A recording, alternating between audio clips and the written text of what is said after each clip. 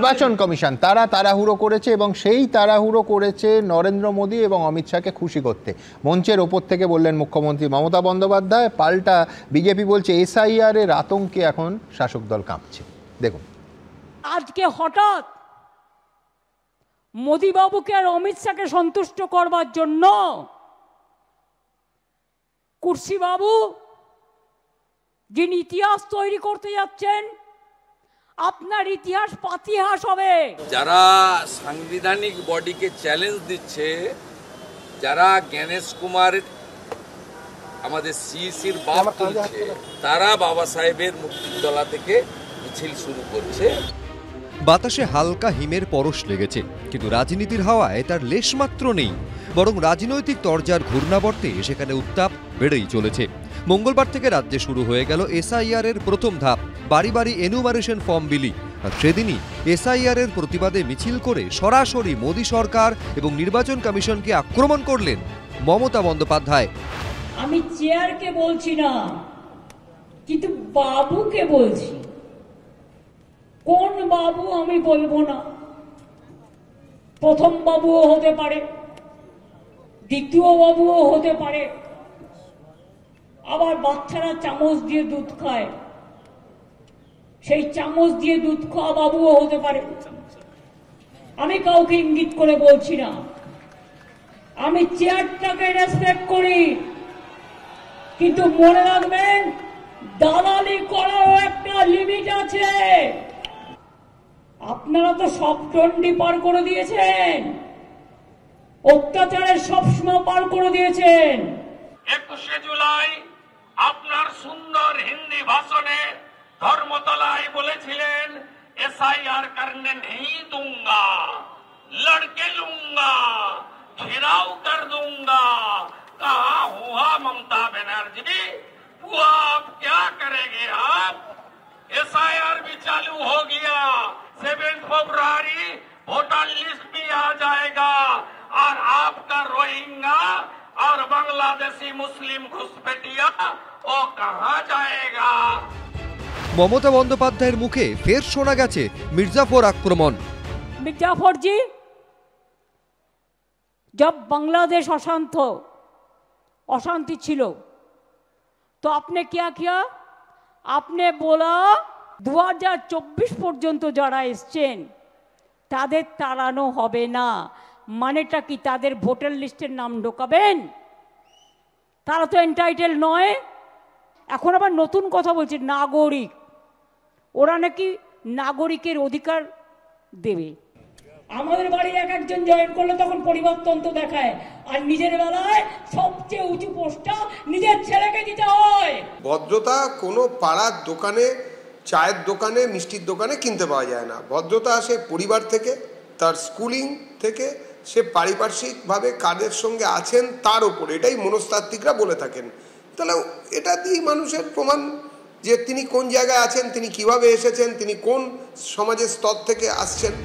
মঙ্গলবার এসআইআর এর প্রতিবাদে সংবিধান হাতে মিছিলে মমতা বন্দ্যোপাধ্যায়। আর তাৎপর্যপূর্ণভাবে এদিনই মুখ্য নির্বাচনী আধিকারিকের দফতর থেকে জারি করা প্রেস বিজ্ঞপ্তিতে লেখা হয়, ভারতের সংবিধান সর্বোচ্চ, সমস্ত নাগরিক, রাজনৈতিক দল এবং দেশের নির্বাচন কমিশন সংবিধান মেনে চলে। প্রেস বিজ্ঞপ্তিতে এই মন্তব্য করে কি বিশেষ বার্তা দিতে চাইল কমিশন? আশাবুল হোসেন, কৃষ্ণেন্দু অধিকারী ও দীপক ঘোষের রিপোর্ট, এবিপি আনন্দ। দেখুন, রবিবার ভারতীয় মহিলা ক্রিকেট দলের বিশ্বকাপ জয়ের ঠিক পর থেকে দেখছি 12 বছর আগে আমার একটা অনুষ্ঠানের ছোট্ট একটা এডিটেড ক্লিপ সোশ্যাল মিডিয়ায় ভাইরাল হয়েছে, যেখানে মেয়ে সানা ভবিষ্যতে কি করবে তা নিয়ে নিজের বক্তব্য রাখছেন বাবা সৌরভ গঙ্গোপাধ্যায়। তো দেখলাম এই এডিটেড ক্লিপটা নিয়ে অনেকেই জাজমেন্টাল হয়ে যাচ্ছেন, পক্ষে বিপক্ষে হাজার হাজার মতামত সোশ্যাল মিডিয়ায় উঠে আসছে। তো আমাদের মনে হলো আমাদের উচিত ঠিক কোন প্রেক্ষিতে সেদিন আসলে সৌরভ গাঙ্গুলি কি বলেছিলেন সেটা আপনাদের সামনে হুবহু তুলে ধরা, কোনো এডিট নয়, একেবারে আনকাট ভিডিও। দিনটা ছিল 2013 সালের 13ই নভেম্বর। শচীন টেন্ডুলকারের অবসর নিয়ে মুম্বাই মেরিন ড্রাইভের ঠিক সামনে থেকে আমরা একটা বিরাট লাইভ অনুষ্ঠান করি। নাম ছিল মুম্বাই মাস্টার ম্যাজিক। সৌরভ গঙ্গোপাধ্যায়ের সঙ্গে আমার সেই অনুষ্ঠানে ছিলেন শান্তনু মৈত্র, শান, অভিজিৎ ভট্টাচার্য, আশিস বিদ্যার্থী, প্রিয়াংশু চট্টোপাধ্যায়ের মতো সব কৃতি মানুষরা। ওই অনুষ্ঠানে এই প্রসঙ্গটা উঠেছিল যে সচিন টেন্ডুলকারের পুত্র অর্জুন টেন্ডুলকারের ওপর চাপ নিয়ে, এবং সেই সময় এই পরিভাষাটা ছিল না, কিন্তু প্রসঙ্গটা ছিল যে নেপো কিডদের বিতর্ক নিয়ে। আমি তখন সৌরভকে প্রশ্ন করি যে সানার কথাটা বললে না, ও যদি বলে যে ক্রিকেটার হব। আমার সেই প্রশ্নে সেদিন সৌরভ ঠিক কী বলেছিল, সেটা ভাইরাল হওয়া ওই এডিটেড ক্লিপে নয়, আনকাট অরিজিনাল দেখতে হবে প্রেক্ষিতটা বুঝতে। দেখুন, এখানেও একেবারে ব্যক্তিগতভাবে তোমার কাছে জানতে চাইবো, অর্জুন টেন্ডুলকার ওর ছেলে গত রোববার 1 রানে আউট হয়েছে, সেটাও আমি দেখছিলাম এখানকার সমস্ত কাগজে খবর হয়েছে। কতটা চাপ এই স্টার কিডে? সানা যদি বলে যে আমি ক্রিকেট খেলবো, তুমি তোমার রিঅ্যাকশন কি হবে? তাকে আগে বারণ করব, কারণ মেয়েদের ক্রিকেট খেলার কোনো দরকার নেই। তবে কিছুদিন হবে, এটা it is bound to happen. আর আমি সচিন তেন্ডুলকারের একটা লেখা পড়েছি বা কথা শুনেছি যে বলেছে যে লিভ অর্জুন অ্যালোন, আর সেটা হয়েও যাবে কিছুদিন বাদে। এখন সচিন তেন্ডুলকারের ছায়া আছে, তাকে কিন্তু অনেক ডিসঅ্যাডভান্টেজও ফেস করতে হয়। কিছুদিন আগে বম্বে আন্ডার-14 টিমে তাকে সিলেক্ট করা হয়েছিল, অন্য একটি প্লেয়ারের মা এসে কমপ্লেন করেছে যে আমার ছেলেকে নেওয়া হয়নি, সচিন তেন্ডুলকার বলে তার ছেলেকে নেওয়া হয়েছে। তাই তার যেমন ভালো দিকটাও আছে, তার খারাপ দিকটাও আছে, সেটা নিয়েই তাকে থাকতে হবে। কিন্তু সেও খেলা পাগল, সে অসম্ভব খেলা পাগল, সে বাঁহাতে ব্যাট করে। আমার এখনো মনে আছে 2007 আমরা অস্ট্রেলিয়ার সাথে খেলছি মোহালিতে, আমি ওই টেস্ট ম্যাচটা 100 করেছিলাম, সচিনও বোধহয় 88 করেছিলাম। তা আমরা হোটেলে আছি, তা ফ্লোরে সবার দরজা খোলা, তো হঠাৎ দেখি অর্জুন, তখন আরো ছোট, 6 বছর আগে, মানে আরো ছোট, হঠাৎ দেখি আমার ঘরে ঢুকেছে। আমার ঘরে ঢুকে বলছে, আচ্ছা can you teach me how to play cover drive? আমি তখনও জানতাম না ও বাঁহাতি ব্যাটসম্যান, ছোট দেখেছি, আমি অত লক্ষ্য করিনি কোন হাতে ব্যাট তোলে। তা দেখি আমার কাছে এসে বলছে, তুমি can you teach me how to play cover drive? আমি বললাম, can I tell you something? আমি আর কি মেরেই বলি, বাচ্চা ছেলে। বলো what? I said your father is the best in the world, তুমি এখানে কি করছো? বলো no, he can't bat left handed. আমি বললাম হ্যাঁ, এটা একটা পয়েন্ট। তখন আমি সচিনকে ফোন করে বলি যে অর্জুন এসছে আমার ঘরে বাঁহাতে কভার ড্রাইভ শিখতে, তুমি কি করছোটা কি? তুমি কি ছেলেকে সময় টময় দিচ্ছ না? বলো না, আমি ওকে অনেকবার শেখাবার চেষ্টা করেছি। বলো না, তুমি বাঁহাতে ব্যাট করতে জানো না, আমি সৌরভ আঙ্কেলের কাছ থেকে গিয়ে শিখবো। তাই তার খেলার প্যাশন প্রচুর। আমি তাকে লর্ডসে যখন যাই, সচিন তেন্ডুলকার মাঝে মাঝে ইংল্যান্ড বেড়াতে যান, ওর বাড়িটা ঠিক লর্ডসের পাশে, তো ছেলেকে দেখি আমি বোলিং মেশিনে সারাদিন ব্যাট করে যাচ্ছে লর্ডসে।